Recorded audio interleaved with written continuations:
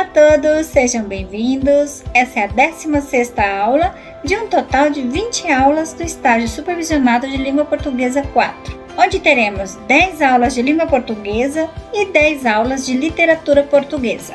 Essa aula foi desenvolvida para o 2º ano do ensino médio. Produtora professora Salete Pereira da Silva. Na aula de hoje, vamos estudar sobre o autor Luís Fernando Veríssimo. Vamos ver um pouco sobre o gênero crônica e falaremos sobre a biografia e obra do cronista Luís Fernando Veríssimo. Vamos realizar leitura de algumas de suas crônicas e faremos alguns comentários e explanações sobre essas crônicas. Os contos e crônicas de Luís Fernando Veríssimo são textos humorísticos repletos de ironia, estimulando uma leitura prazerosa, permitindo a interação entre autor, texto e leitor.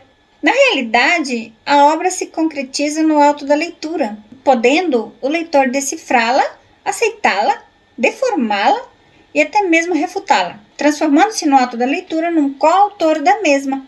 E à medida que vai ampliando seu repertório de conhecimentos de obras, também aumenta sua capacidade crítica. A leitura da literatura proporciona um mergulho no mundo possível, que se vale de uma imitação genérica através dos signos linguísticos, para atingir um plano universal, sem oferecer os riscos da aventura real.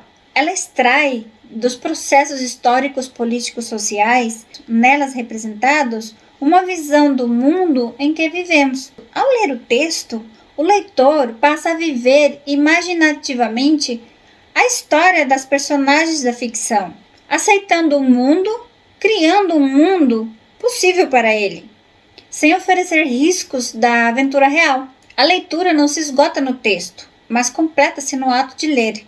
Portanto, demanda a participação ativa e criativa do leitor, sem com isso reprimir a autonomia do texto literário. O processo de recepção do texto se inicia antes do contato do leitor com a obra. Ele possui um horizonte de expectativas que o restringe, mas que pode se transformar ampliando. E esse horizonte é o seu mundo, com tudo o que o cerca, suas vivências, sua cultura, normas filosóficas, religiosas, estéticas, entre outras. Quando o leitor se depara com o texto, ele pode atender seu horizonte de expectativas ou não. Quanto mais se distancia da leitura prevista, mais muda os limites desse horizonte de expectativas, abrindo-se. Porém, se o texto se afasta muito do que lhe é familiar, ele se torna irreconhecível e o leitor tende a refutar a obra. Portanto, a primeira coisa a se fazer para criar o gosto pela leitura é ofertar textos que estejam próximos à realidade do leitor, aos gostos do leitor, que tenham significado para ele e da sua visão de mundo, que contemplem o seu horizonte de expectativas, compaginem. Luís Fernando Veríssimo, o escritor, o autor, nasceu em Porto Alegre em 1936 e é filho do renomado escritor Érico Veríssimo. Aos 30 anos, começou a trabalhar num pequeno jornal como copydesk. E sua carreira foi muito rápida, passando por várias funções e com a saída do cronista do jornal, passou a fazer crônicas em seu lugar. Nunca mais parou.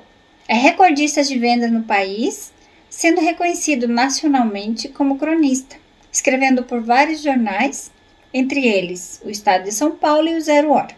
Além das crônicas publicadas em livro como O Nariz e outras crônicas de 2004, Comédias para se ler na escola 2001, escreve também contos como O Santinho 2001 e criou personagens que se eternizam como o analista de Bagé, Ed Morte e a Velhinha de Taubaté, além de alguns romances.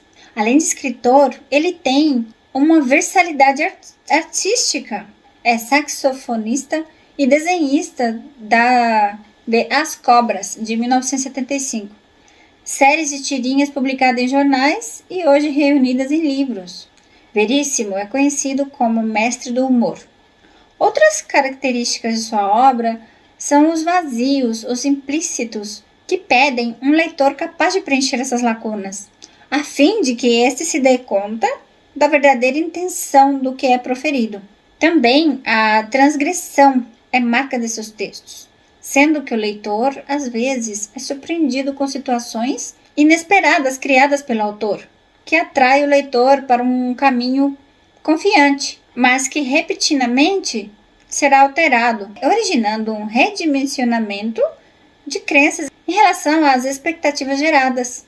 Entre suas autodefinições irônicas, a mais conhecida é aquela em que Luiz Fernando Veríssimo apresenta-se como o gigolô das palavras. Atrás do espírito brincalhão, revela-se o escritor preocupado com as infinitas possibilidades de expressão que as palavras carregam. Exemplos disso estão nas crônicas sexa,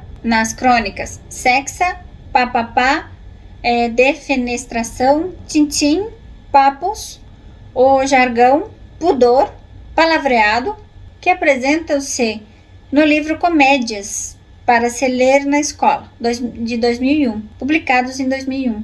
Enfim, com essas características, o autor espera, apesar de alguns insucessos, por ser um autor extremamente irônico, alguns leitores não conseguem entender o que ele escreve, não conseguem entender seu texto. Que ambas as partes compartilhem o saber, havendo, por conseguinte, uma interação. Veríssimo não se considera um escritor, mas um jornalista, talvez um profissional híbrido, e não se preocupa se o que escreve é crônica ou conto. Diz deixar para os teóricos essa responsabilidade, e isso se confirma no seu texto, Crônica e o Ovo, em que afirma que o escritor diante do papel em branco, ou, hoje em dia, da tela limpa do computador, que não pode ficar se policiando para só botar textos que se enquadrem em alguma definição técnica de crônica. Que aparecer é crônica, Veríssimo 2004, páginas 7 e 8. Um exemplo disso que realmente acontece, visto no seu livro de contos, O Santinho, de 2001, onde aparecem os contos Santinho e a história, mais ou menos. Que livro O Nariz e outras crônicas, 2004, são classificados como crônicas. As crônicas ficcionais de Veríssimo que comentarei são A Volta da Andradina, A Mulher do Silva, Posto 5 e A Descoberta. E serão utilizadas para comprovação da natureza social dos textos desse escritor. A primeira delas, A Volta da Andradina, trata-se do constrangimento de uma família ao receber de volta um ente recém-separado. Andradina, ainda muito abatida, devido ao recente desenlace conjugal. A simples menção ao nome de seu ex-marido vira tabu, e todos na casa se veem numa posição muito desconfortável, evitando ao máximo qualquer referência ao casamento desfeito. Na segunda, A Mulher do Silva, a questão fundamental está relacionada à preocupação das pessoas com a opinião alheia, com as convenções sociais. O personagem Silva, ao exigir de um vizinho que pintasse a fachada da sua casa, na qual foram escritas palavras que colocavam em dúvida a conduta moral da sua esposa, acaba por arcar com todas as despesas relativas à pintura.